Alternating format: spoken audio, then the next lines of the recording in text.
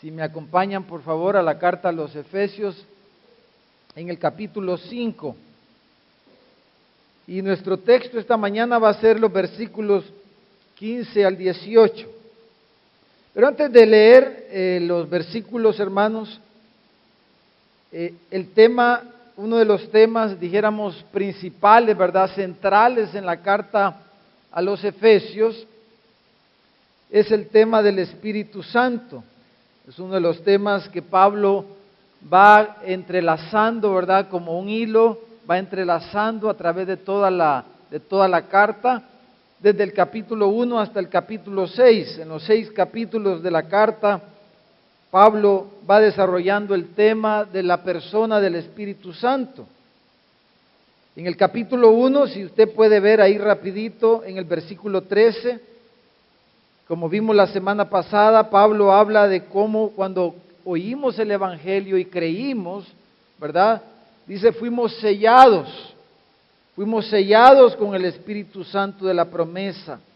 Cuando creímos, ¿verdad? El Espíritu Santo vino a nuestras vidas, fuimos sellados, fuimos bautizados.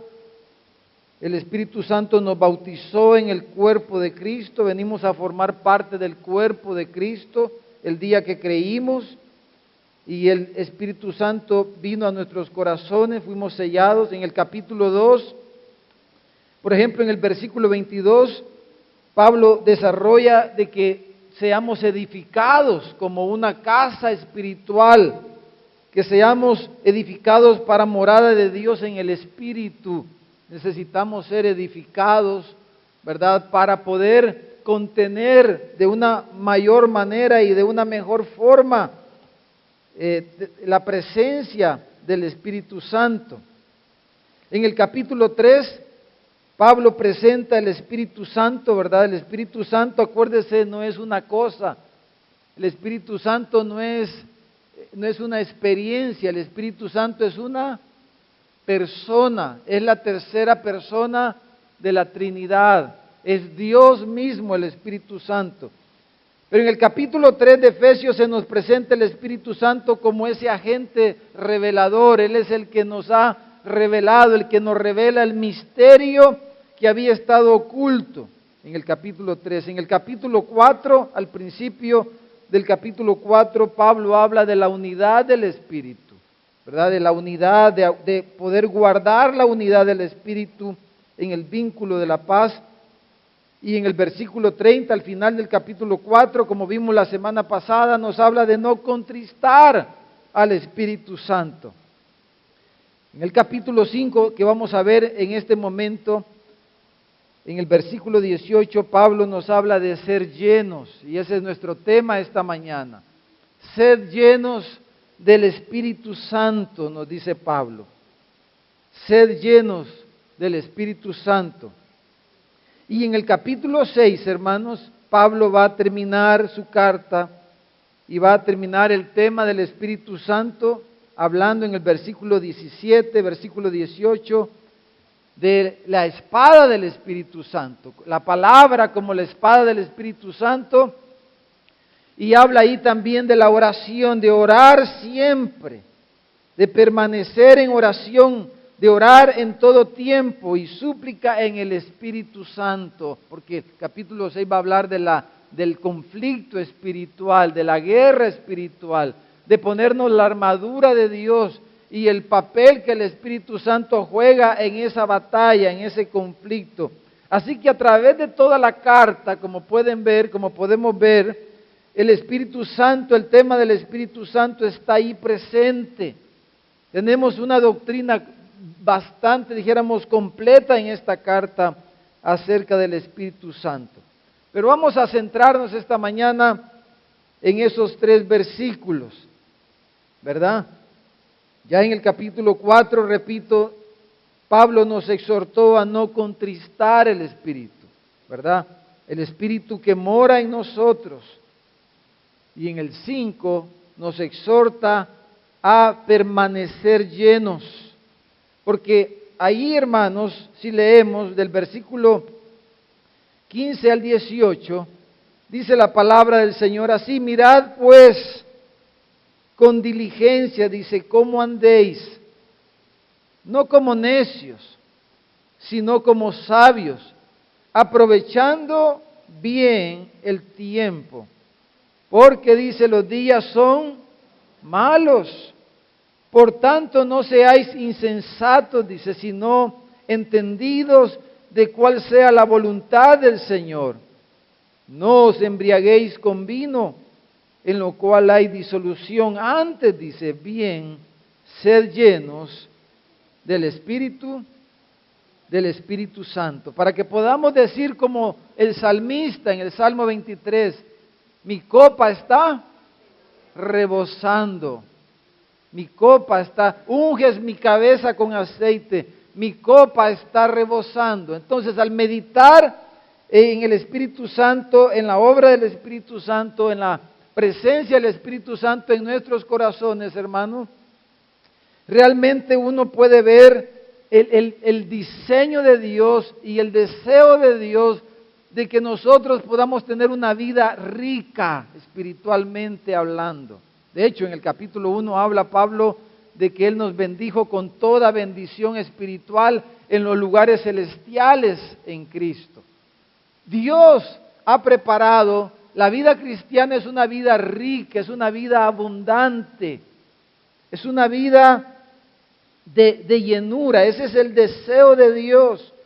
Pero ya vimos algunas cosas porque es que esto a veces no es lo que está pasando y vamos a ver aquí algunas cosas más. Pero vamos a reflexionar sobre alimentar nuestra vida interior para que podamos decir como David, mi copa está rebosando. ¿Cuántos quieren esta mañana poder decir mi copa está rebosando, hermano? ¿Cuántos anhelamos experimentar esa riqueza, esa llenura del Espíritu Santo en nuestros corazones?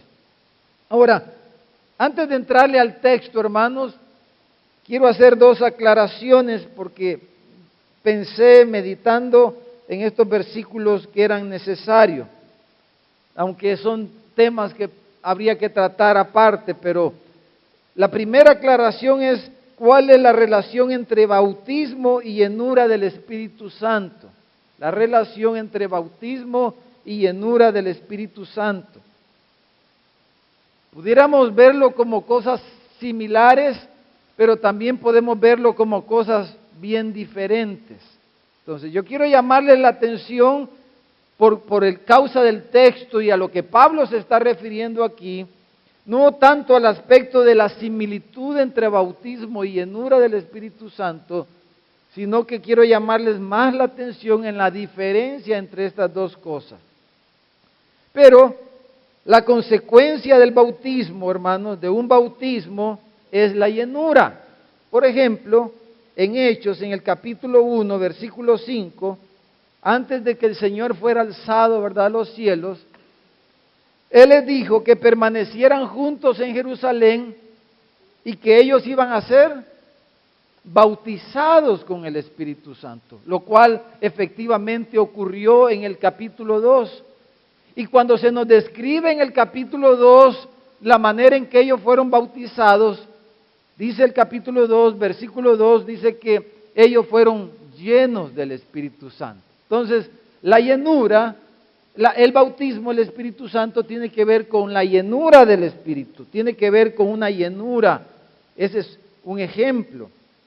Entonces, pero el bautismo tiene que ver más, dijéramos, con una experiencia. Pero aquí en nuestro texto, aquí la llenura no tiene que ver tanto con una experiencia, sino con cómo debemos de vivir siempre. Aquí es un mandamiento que se nos está dando. Se nos está diciendo, sean llenos, un estado. No es una experiencia aquí en este pasaje, sino que la llenura del Espíritu Santo aquí es un estado, es un mandamiento. Dice, sed llenos, sean llenos.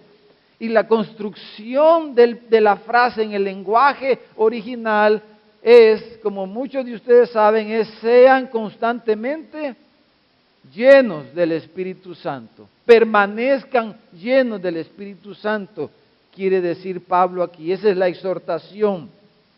Ese es el llamamiento, esa es la ordenanza, esa es la exhortación, y eso es a lo que queremos referirnos especialmente esta mañana, a permanecer llenos de la presencia del Espíritu Santo, a ser continuamente llenos. Por ejemplo, en Hechos capítulo 6, para terminar de ilustrar esto, en Hechos capítulo 6, versículo 5, cuando la iglesia en Jerusalén comenzó a tener problemas, ¿verdad? Y entonces los apóstoles no querían dejar la palabra y la oración. Ellos dijeron: busquen entre ustedes varones de buen testimonio, llenos del Espíritu Santo. Y a uno de los que escogieron la congregación fue a Esteban. Y dice Hechos 6:5 que Esteban era un varón lleno del Espíritu Santo, o sea, era su vida habitual de lo que Pablo está hablando aquí. Sin embargo, más adelante en el relato del libro de los Hechos, en el capítulo 7, en el versículo 55, cuando Esteban es apresado, ¿verdad? Y es lapidado, cuando Esteban es tomado por las autoridades religiosas de la ciudad y es llevado ante el concilio, él comienza a dar testimonio del Señor, empieza a hacer una narración, ¿verdad?, a través de todo el capítulo de lo que fue la vida de Israel. Y dice en el versículo 55 del capítulo 7, dice que Esteban estaba lleno, que fue lleno del Espíritu Santo. Entonces, alguien que permanece lleno del Espíritu Santo puede ser lleno, bautizado del Espíritu Santo.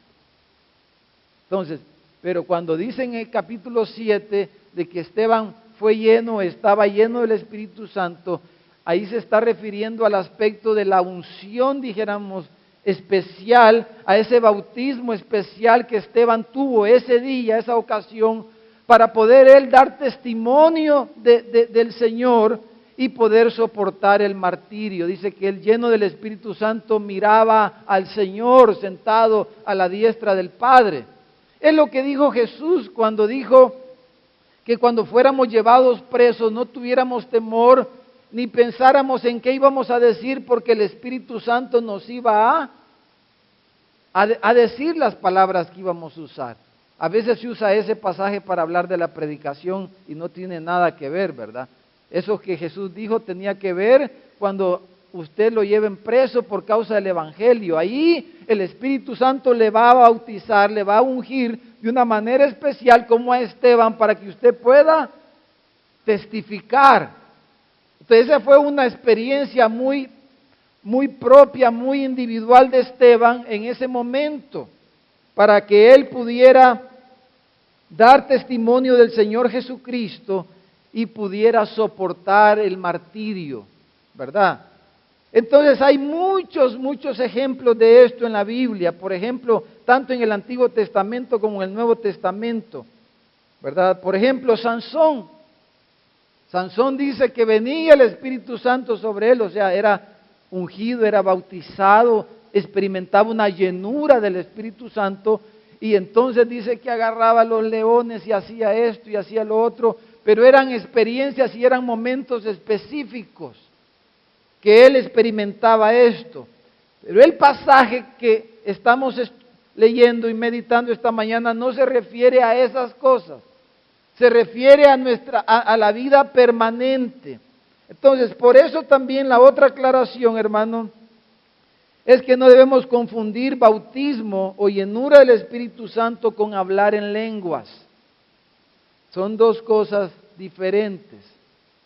Son dos cosas diferentes.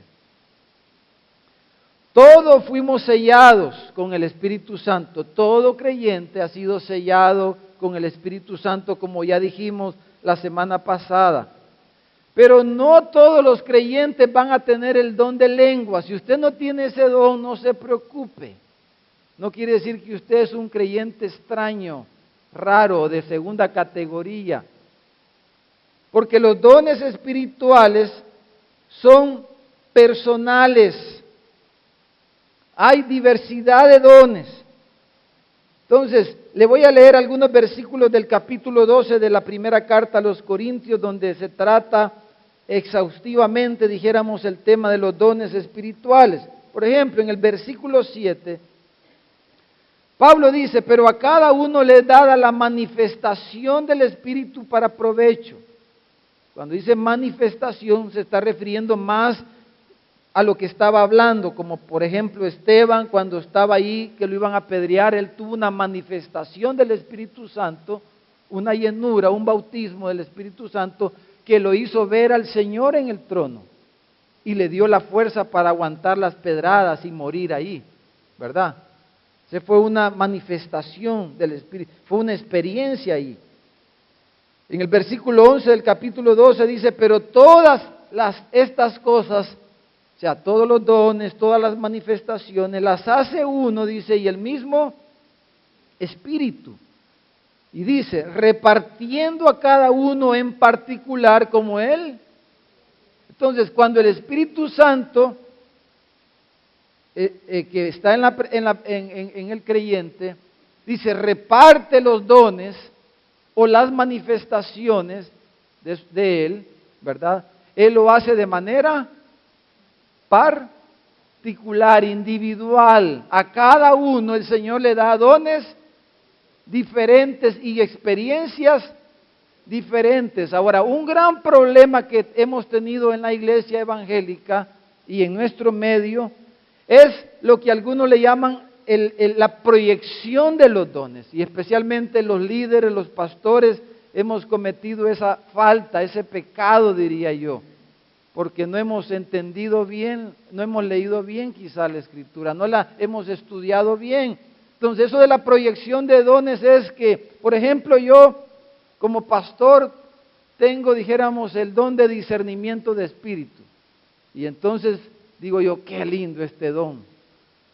Qué bien me hace a mí tener discernimiento de espíritu, porque cuando veo a alguien falso, rapidito el Espíritu Santo me pita allá adentro una lucita, a saber cómo, y me dice, ten cuidado con esa persona. Discernimiento de espíritu, ¿verdad? Entonces digo yo, esto deberían de tenerlo todos los hermanos de la iglesia Oasis de Gracia. Y comienzo yo a decirle que usted, si no tiene el don de discernimiento de espíritu, es que usted está mal. No está mal, ¿verdad? Está mal.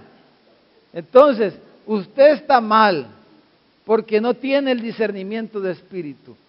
Y eso es lo que ha pasado con el don de lenguas. Dice, es que es tan lindo tener ese don, el don de lenguas, es tan precioso. Entonces digo, todos deben de tener ese don de lenguas, todos deben de tener el don de lenguas. Pero eso no es lo que dice la Biblia. Dice que el Espíritu Santo reparte los dones como Él y a cada uno de manera individual. Ahora, para ponerle el sello a lo que estoy diciendo, en el versículo 30 del capítulo 12, Pablo hace estas preguntas. Dice, son preguntas retóricas, ¿verdad? Dice, ¿tienen todos dones de sanidad? ¿Cuál es la respuesta? No. Luego dice, ¿todos hablan en lenguas? No. ¿Todos interpretan? No. ¿Todos tienen este don? ¿Todos tienen este otro don? No, porque ese no es el plan de Dios. Dejaríamos de ser un cuerpo. Cada miembro del cuerpo es diferente, particular. Los dones de un ojo son diferentes a los dones de la rodilla, y cada miembro tiene sus propios dones y sus propias características, y entonces no debemos pensar y mucho menos exigir o enseñar de que todos los hermanos en la iglesia deben de tener X don o Y don. No, Dios le reparte a cada quien los dones como Él. ¿Estamos claros, hermano? Ya no va a andar haciendo usted eso, ni se va a sentir mal porque no tiene este don o aquel don. Amén. Ahora, lo importante de esto es lo siguiente, hermano, que Pablo aquí no está hablando de manifestaciones del Espíritu Santo o de bautismos, no está hablando aquí de dones del Espíritu Santo, sino que está hablando de de llenura, de ser llenos. Esto sí es, Pablo les está hablando, aquí sí se refiere a todos los creyentes. Lo que estamos en nuestro pasaje sí se refiere que este es un estado en el que deberíamos de vivir todos los cristianos. Amén, hermano. Usted, para cada uno de nosotros es esto que dice Pablo aquí. Porque aquí es un mandamiento para todos los cristianos, es un imperativo, es un mandato. Dice, sed llenos, sean continuamente llenos, quiere decir. No está hablando de una experiencia personal, individual, sino de un estado en el que debemos permanecer constantemente todos los creyentes. Ahora, en nuestros versículos, en esos 4 versículos, hermano, Pablo hace, dijéramos, 3 contrastes que quisiera llamarles la atención en eso. 3 contrastes. En el versículo 15 y 16, él hace un contraste entre ser sabios y ser necios. Él hace ese contraste. ¿Y cuál es la característica de los sabios ahí en el versículo 15? Que son diligentes. Entonces, primer contraste es sabio o necio. El sabio es diligente. Versículo 17 hay otro contraste ahí. ¿Entre qué, hermanos? Entre ser insensato y ser entendido. Entonces, ¿cuál es la diferencia entre uno y otro? Que el que es entendido comprende la voluntad del Señor. El insensato no conoce la voluntad del Señor, no entiende la voluntad del Señor, pero el entendido comprende la voluntad del Señor. Entonces, tenemos sabio o necio, entendido o insensato. Y el versículo 18 hace otro contraste, que es del cual vamos a partir en este momento. Dice, no os embriaguéis con vino en lo cual hay disolución, antes sed llenos. Entonces él hace el contraste entre la embriaguez y la llenura. Embriaguez o llenura. O eres sabio o eres necio. ¿Eres entendido o eres insensato?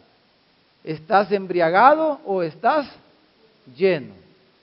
No hay ahí medios términos. O estás embriagado de vino o estás lleno del Espíritu Santo. ¿Sos sabio o sos necio? ¿Sos entendido o sos insensato? Entonces, comencemos, hermanos, en el versículo 18, entendiendo lo mejor posible la ilustración que Pablo está usando aquí para hablarnos de esto. La ilustración de la llenura o de la embriaguez. Entonces, el ejemplo que Pablo pone es el ejemplo un ejemplo negativo para decir algo positivo.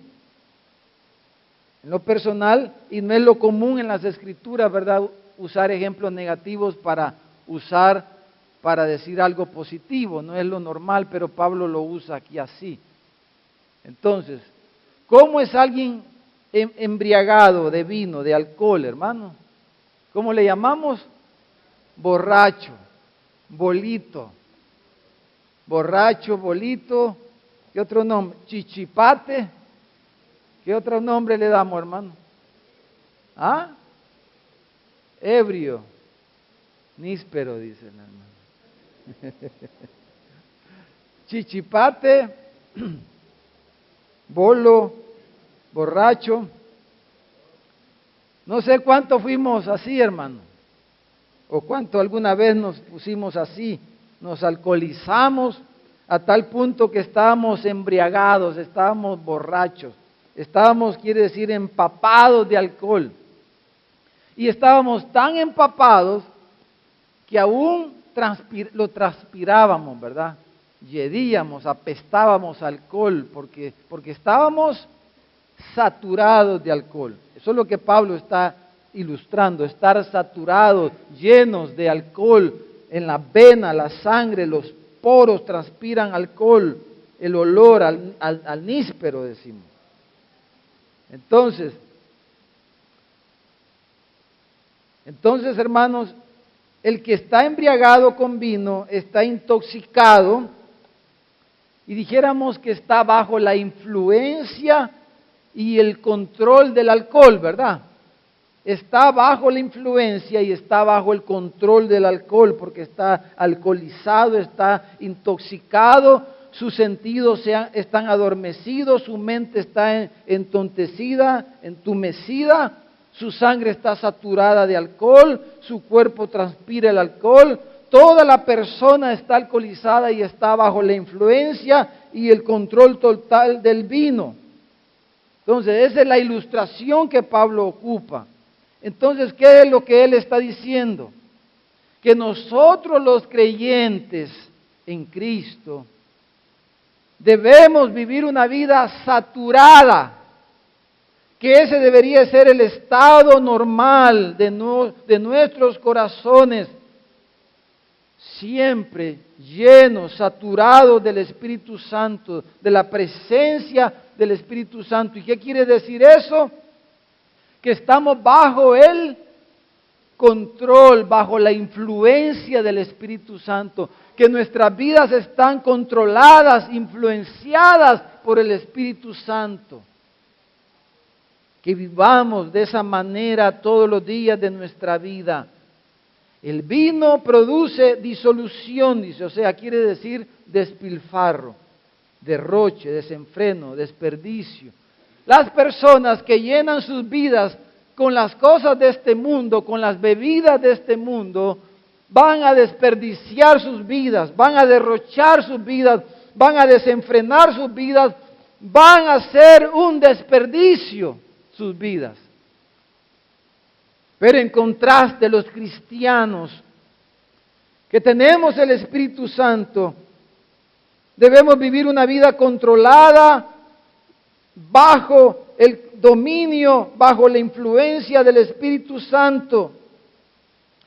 Ahora, debemos tener presente, como ya dije, hermanos, que el Espíritu Santo es una persona, es Dios, no es una cosa, no es un líquido, una sustancia, no es una energía. El Espíritu Santo es una persona. Entonces, lo que Pablo está diciendo es, como dice un léxico griego, un léxico bíblico griego, usa esta frase, dice, aquello que se posesiona totalmente de la mente, se dice que la llena. Por ejemplo, digamos los que nos gusta el fútbol, nos gusta el deporte, ¿verdad? Dice, solo de deporte habla. ¿Qué quiere decir eso? Que está controlado, está lleno, su mente está influenciada, controlada, llena del deporte ese, y solo de eso habla. Entonces, pero a veces cuando alguien está enamorado, ¿verdad? Como usted, solo de su esposa habla, ¿verdad? Entonces usted solo de su esposa habla, o el joven, ¿verdad? Que se va a casar y solo de su novia habla, ¿verdad? Entonces dice, está poseído. ¿Alguna vez oyeron eso, verdad? Está poseído, está controlado, está empapado, su mente está y su corazón está lleno, esa persona lo ha posesionado, está poseído por el diablo, dice. Está poseído y lo ha atontado, dice el hermano, porque está controlado. Entonces, lo que está diciendo Pablo es que la persona del Espíritu Santo posea, controle nuestra mente, nos influencie de tal manera que tome el control de nuestros pensamientos, de nuestras acciones. Y dice Pablo, vivan así, dice Pablo. Vivan de esa manera, es una orden, es un mandamiento. Sean continuamente llenos, vivan bajo el control. Y es lo que él comenzó a decir en el capítulo, ahí mismo en el capítulo 5, si ustedes ven el versículo 1 y 2, cuando dice, sed pues imitadores de Dios como hijos amados y andad en amor, él está diciendo, vivan, anden llenos del Espíritu Santo, vivan bajo el control del Espíritu Santo. Entonces, en todos esos versículos, hermanos, desde el versículo 15, si usted ve ahí el pasaje, hasta el versículo 21, esos 6, 7 versículos, en realidad Pablo presenta una foto, una fotografía de alguien.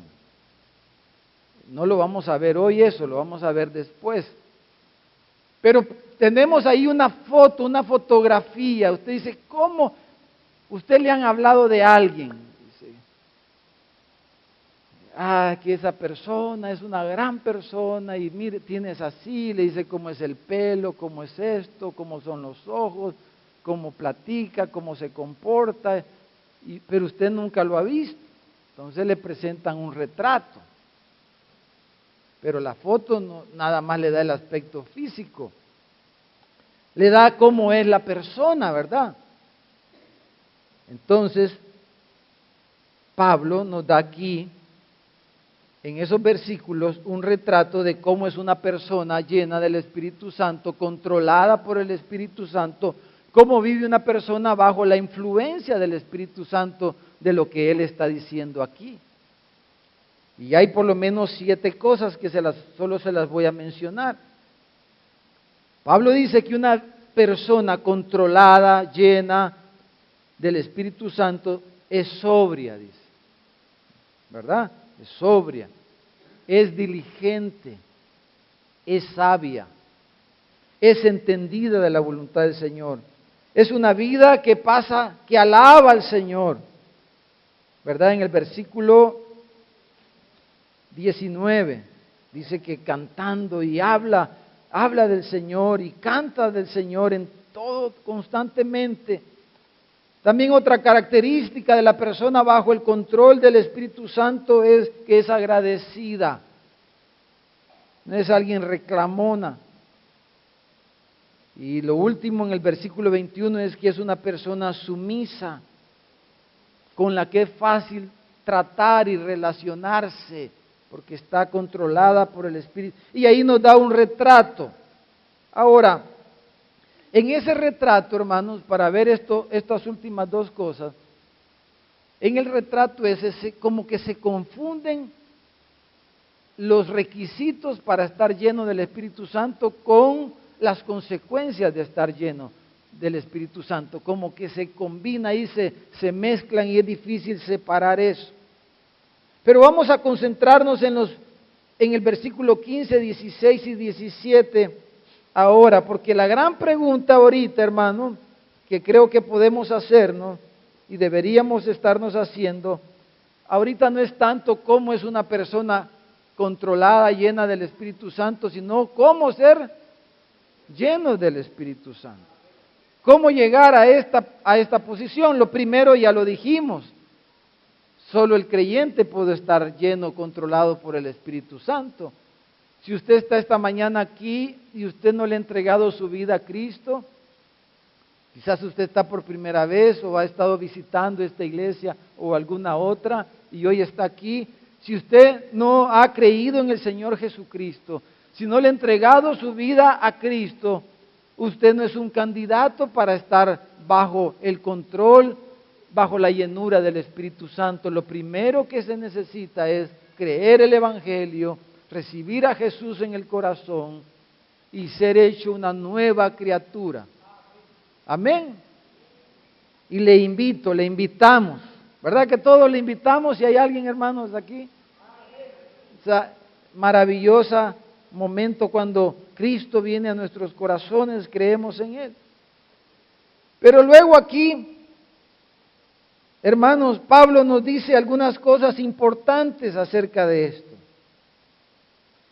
Entonces, la palabra lleno, hermanos, ahí en el versículo 18, la palabra lleno es la palabra plero.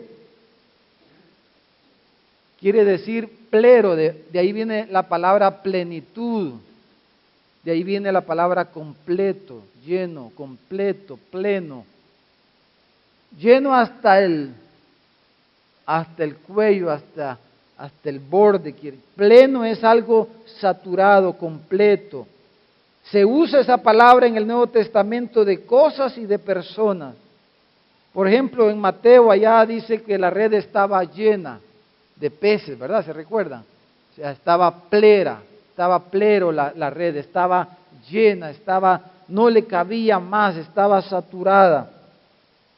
En Juan 12 se habla de un edificio que estaba lleno. Se habla en Hechos 5 de una ciudad llena. Se habla de que Él suplirá. Se recuerda en Filipenses 4, Él suplirá, Él llenará vuestras necesidades en Cristo.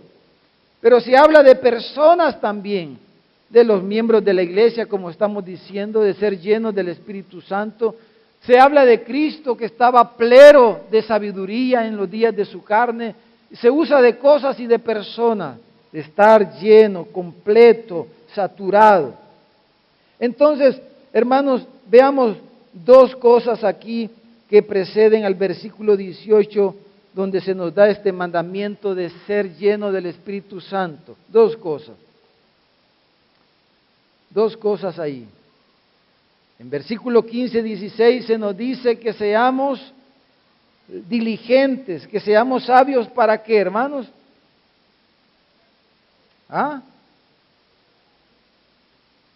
¿Cómo podemos ser llenos? Bueno, número uno, dice Pablo en el versículo 15 y 16, que aprovechemos bien el tiempo. Entonces, hermano, ¿cómo está usted usando su tiempo? Solo mire su agenda. Piense en su agenda, cómo aprovecha, cómo distribuye su tiempo usted. Depende de eso, usted podrá tener una vida controlada por el Espíritu Santo, ¿verdad? ¿O no? Una vida bajo la influencia y el control del Espíritu Santo. Entonces Pablo está diciendo, sean sabios, sean diligentes, ¿en qué? En manejar su tiempo. Dice, porque los días son malos. Y lo que está diciendo es que hay que redimir el tiempo, como diciendo hay que salvar el tiempo, porque hermano, el tiempo es como el agua entre las manos. El tiempo es la posesión que Dios nos ha dado a todos por igual. A todos nos ha dado el Señor 24 horas, ¿verdad? Todos tenemos 24 horas. Nadie tiene 23 y otros 25. Ni usted me puede regalar una hora a mí, ni yo le puedo regalar una hora a usted. Todos tenemos la misma cantidad de tiempo. Y Pablo dice, aprovechen bien el tiempo. No dejen que se les desparramen las manos como el agua, sino que aprovechen el tiempo para que ustedes puedan tener una vida llena, una vida controlada, una vida bajo la influencia del Espíritu Santo. Ahora, ¿cómo usted distribuye su tiempo, hermano? Esa sería una pregunta en este punto, ¿no creen? ¿Cómo usted está ocupando? Ay, hermano, yo solo en darle de cocinarle a mi familia, hermano, en eso se me va todo el día, hermano. Bueno, tiene un problema, ¿verdad? Si todo el día se le va cocinando. Ay, hermano, mire, viera el trabajo, viera el jefe que tengo, hermano. Es un faraón ese hombre. Mire, es una mujer y las mujeres son más estrictas como las policías. No le dejan pasar nada. Mire qué jefe, no me da agua así. Y hoy con eso del WhatsApp y el Messenger y eso a las 12 me está escribiendo el jefe. Ya tenés listo el plan, ya no me deja, no puedo. Todo el tiempo se me va en el trabajo, hermano. Porque ni modo, ¿qué voy a hacer? Tengo que comer, Bueno, puede ser la situación de alguien. Entonces, hermanos, el tiempo es fácil disiparlo en entretenimientos y en cosas, pero es más difícil aprovecharlo en la oración, en la lectura, en la meditación, en congregarnos, en compartir con otros hermanos, etcétera, etcétera. ¿Cómo aprovechamos el tiempo? Dice, ¿estamos viviendo como sabios o estamos viviendo como necios? Dice Pablo. ¿Cuál es tu situación? El resultado va a ser tu vida controlada por el Espíritu Santo. Ese va a ser el resultado de cómo tú estás administrando el tiempo que Dios te da. Una mente ociosa, dicen, se vuelve taller del diablo. Ahora, para aprovechar el tiempo, hermanos, está lo segundo en el versículo 17. Lo segundo que dice que es necesario es comprender la voluntad de Dios. Que no seamos insensatos y no entendidos de la voluntad de Dios. La voluntad de Dios la vamos a resumir, hermanos, básicamente en dos cosas. En el mandamiento que Él nos ha dado de hacer, ¿qué, hermanos? Discípulos. Y la Escritura dice que la voluntad de Dios es nuestra santificación. Yo creo que en esas dos cosas podemos resumir la voluntad de Dios. Hermano, yo no sé cuál es la voluntad de Dios para mi vida. Si la Biblia es bien clara en eso. Hacé discípulos y santificate. O sea, edifica tu vida espiritual. Dedicate a tu vida espiritual. Crece en tu vida espiritual. Desead como niño recién nacido la leche espiritual para que por ella crezcáis para salvación. Entonces, ¿cuál es la voluntad de Dios para mi vida? Hacer discípulos. Primero, edificar mi vida. Segundo, hacer discípulos. Ser sanos y proclamen el Evangelio y hagan discípulos. Eso es lo que pusimos en la declaración de propósito, ¿verdad? Esa es la voluntad de Dios para nuestras vidas. Entonces, usted entiende la voluntad del Señor. Entonces, mire, el punto es, hermanos, vamos a poner ahí una flechita en la pantalla. Es que debemos conectar esas dos cosas, creo yo, para poder tener una vida más plena, una vida cristiana como Dios quiere. Hermanos, entre mejor asimilamos y discernimos y atesoramos la voluntad del Señor y la comprendemos, porque a veces pareciera que no entendemos la voluntad del Señor. Entonces, por eso disipamos el tiempo. Alguien que no entiende la voluntad de Dios, ¿cómo puede aprovechar el tiempo? Alguien que no comprende la voluntad de Dios, ¿cómo puede administrar su tiempo? ¿Cómo puede ser diligente en algo que no entiende, que no comprende? Pero si yo entiendo, si yo comprendo la voluntad de Dios, entonces voy a ocupar mi tiempo y lo voy a administrar de tal manera que la voluntad de Dios se lleve a cabo. Pero si alguien apenas se congrega, ¿verdad? Si alguien no se relaciona con hermanos durante la semana, apenas se relaciona con hermanos, apenas lee la Biblia, apenas dedica tiempo para la oración, si apenas medita en la palabra, si apenas estudia la Biblia, entonces, ¿cómo va a aprovechar? ¿Cómo va a aprovechar el tiempo? ¿Cómo va a tener una vida espiritual llena? ¿Cómo va a tener una vida controlada por el Espíritu Santo, bajo la influencia del Espíritu Santo, si no dedica tiempo a esto?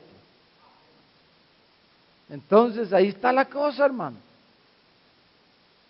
Por eso necesitamos animarnos, pero quiero mencionar dos cosas, que es lo que normalmente pasa, lo que pasa en el mundo y lo que pasa a veces en la vida cristiana, ¿verdad?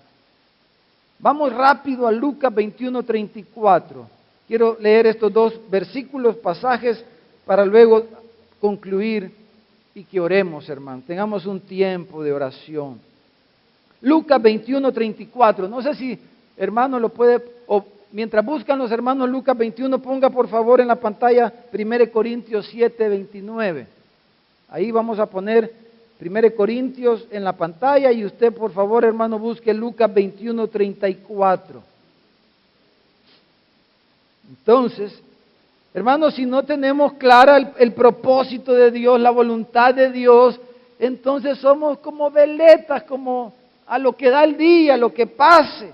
Apenas nos congregamos, apenas dedicamos tiempo para las cosas de Dios, estamos absorbidos por la familia, por el trabajo, por los negocios, por esto, por lo otro, por nuestros hobbies, por nuestros entretenimientos, por nuestros estudios, por todas esas cosas. Estamos absorbidos, nuestra agenda está topada de todas esas cosas. ¿Y cómo vamos a tener una vida controlada por el Espíritu Santo?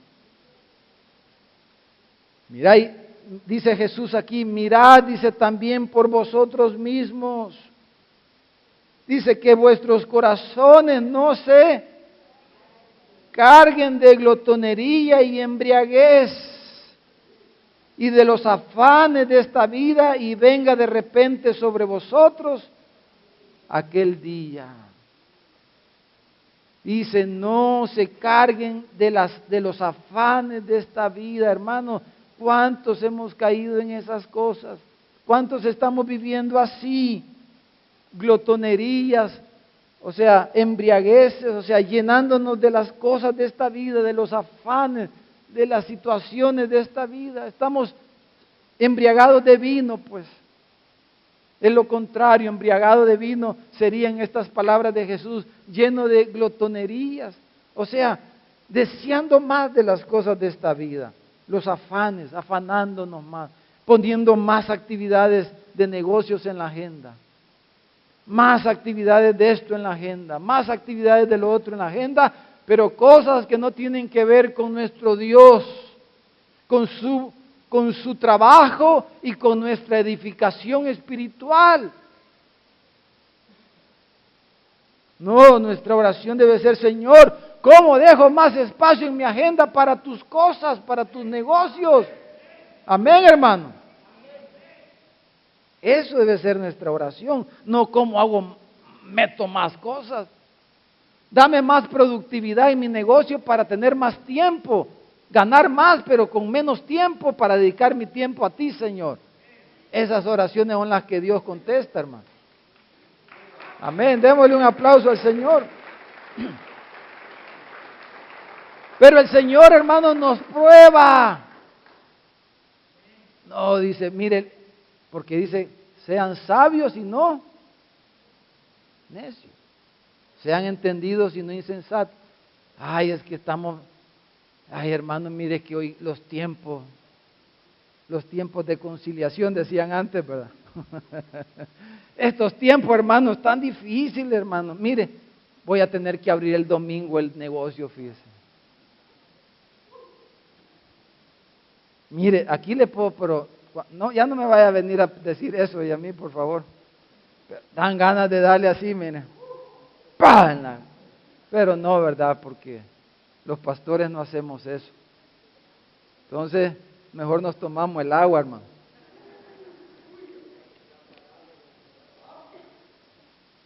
Uno busca la manera, ¿verdad? Porque tenemos que ser empáticos con las tentaciones, uno entiende eso. Pero esas son las tentaciones que nos vienen a todos, hermano. Voy a abrir el domingo porque el negocio está malo. Voy a ampliar el horario, hermano. Fíjese que antes los miércoles, que es el día de nuestro culto, cerraba a las 5 para lograr venir al culto, pero hoy voy a cerrar a las 7, hermano. Los miércoles y el domingo voy a abrir, oye. Así que usted me entiende, ¿verdad, pastor? Usted me entiende, va, coordinador, pastor del ministerio. Mire, voy a tener que dejar el ministerio, voy a tener un tiempo, hermano, mientras las cosas cambian y mejoran en el mundo. Nunca va a pasar eso. Entonces, hermano, ¿cómo? Mire, 1 Corintios 7, 29 al 31, vamos a leer. ¿Cuál es la actitud correcta ante todas estas cosas que se nos ofrecen en esta vida, hermanos? Porque todas esas cosas son parte de esta vida y son necesarias, tenemos que trabajar, tenemos que esforzarnos, tenemos que hacer todas esas cosas, tenemos que abrir el negocio. Tampoco vaya a ser como los tesalonicenses, que andaban de casa en casa, hermano, y no trabajaban. Por eso Pablo le dijo, el que no trabaje, no, ese es otro engaño. Y llegaban a visitar a los hermanos cabal a la hora del desayuno, a la hora del almuerzo y a la hora de la cena, hermano. Andaban de casa en casa visitando a los hermanos y no trabajaban. Pero la actitud correcta, hermanos, ante todas estas cosas, creo que la encontramos aquí. Mire, 29 al 31 dice, pero esto digo, hermanos, que el tiempo es, aprovechando bien el tiempo, porque el tiempo es corto, el tiempo se pierde rápido. Valga un paréntesis, hermano. Cuando usted venga al culto, hermano, le quiero suplicar y le quiero aconsejar. Cuando el culto va a comenzar, no es la hora de contar la novela, hermano. No es la hora para contar sus problemas. Y hermanos líderes, coordinadores, sugieres, dejen de estar dando consejería antes del culto. Esa no es hora para dar consejerías. Va a ser más útil para mi hermanita, mi hermanito que venga, que le cante y ahí cantándole al Señor, el Señor le va a ministrar. Y va a hacer lo que usted no puede hacer. Pero ahí nos quedamos, hermano, en el parqueo, contándole toda la semana y en la puerta, fíjese que no sé qué, se me cayeron los frijoles hoy en la mañana, la leche se me rebalsó, y hermano, desperdiciamos, hermanos, el tiempo. A todos nos pasa, se los digo por este que les habla, pero a ustedes seguro le pasa lo mismo. Es una lucha diaria esto que estamos hablando. De repente viene algo, una cosa, se sienta, no tiene nada de malo. Yo me gusta ver las noticias a veces, ver un partido de fútbol, de deporte, me gusta y cae bien estar con nuestros hijos, ver, platicar. Pero hermano, pero si uno se descuida al rato, le pasó todo el día viendo películas y viendo programas en la televisión. Así es la cosa, hermano. Pero digo, hermanos, que el tiempo es corto, dice, resta pues que los que tienen esposa sean como si no, ay hermano, ¿por qué me dice eso? O dirá otro, que galán, hermano. Ya viste lo que dice la palabra, no le vaya a decir así a su esposita o a su esposito. Ya ves que es como que no existís, como que sos transparente. Yo por eso ni platico con vos. Yo por eso ni vengo a la casa, porque yo hago como que no existís. Por eso ni te doy para la comida, porque es como, no se refiere a eso. Es la actitud, hermanos. Es como que si no la tuviesen. Pero a veces nos exigimos, ¿verdad? El esposo le exige a la esposa y la esposa le exige al esposo. Es que tenés que. No, esa no es la actitud, dice Pablo. Mire, dice los 30, y los que lloran, como que si no llorasen, tienes problema, hay algo que te causa que te salgan las lágrimas, dice, pero que no te consuma la tristeza, quiere decir Pablo.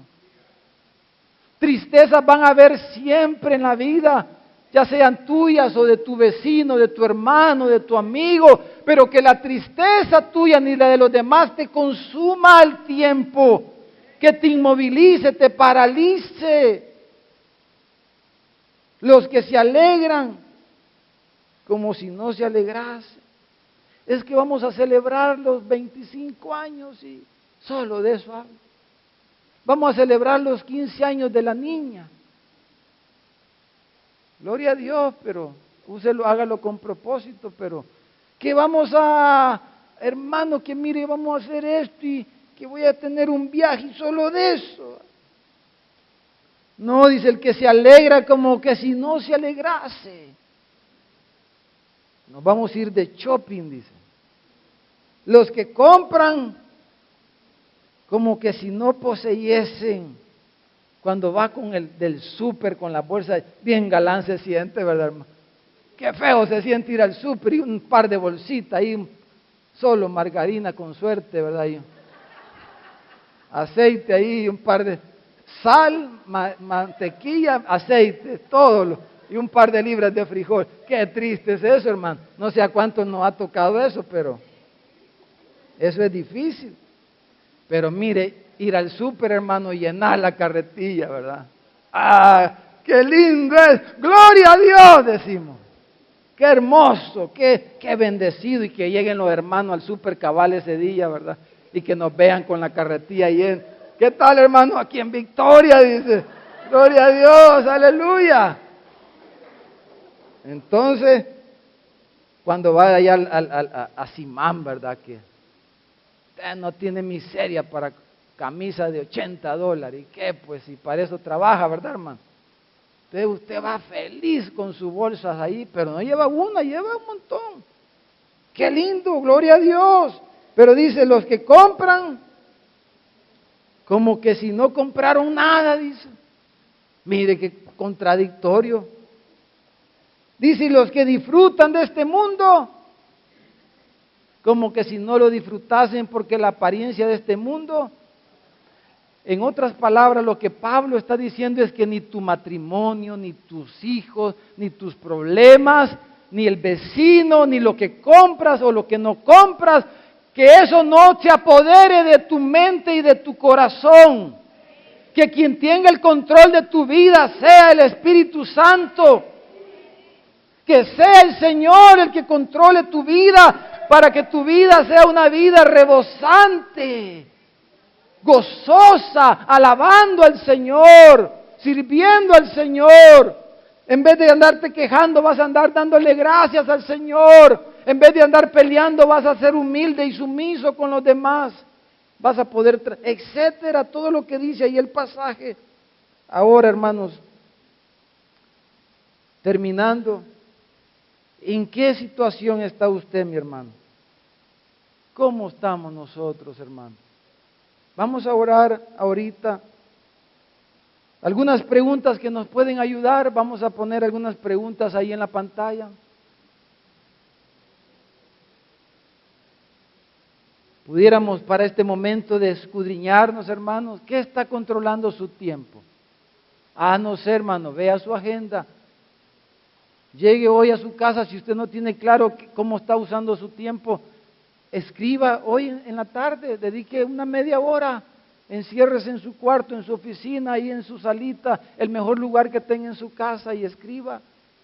¿Cuánto tiempo le dedica al Señor, a las cosas del Señor? ¿Cuánto tiempo le dedica a su iglesia? ¿Cuánto tiempo, hermano? ¿Qué está controlando su tiempo? La boda, el divorcio, la esposa, el esposo, los hijos, el llanto, la alegría, la fiesta, las compras, etc. ¿Qué está controlando? ¿De qué nos estamos llenando? Otra pregunta pudiéramos hacernos.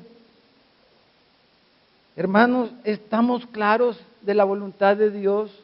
¿Está claro usted de la voluntad de Dios?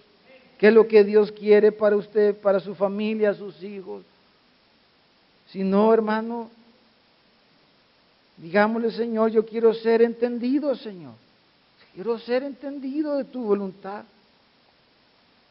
¿De qué estamos llenando nuestra vida? Jesús dijo que aquellos que creyéramos en Él, como dice la Escritura, dijo Jesús, de su interior, dice, correrán ríos de agua viva. Y esto dijo del Espíritu que habían de recibir los que creyesen en Él. Hermano, la vida cristiana debe de ser una vida como está retratada ahí. Es un estado, ser llenos continuamente, sean controlados siempre, que tu mente sea controlada por el Espíritu Santo. Está diciendo Pablo. Hermanos, oremos un momento.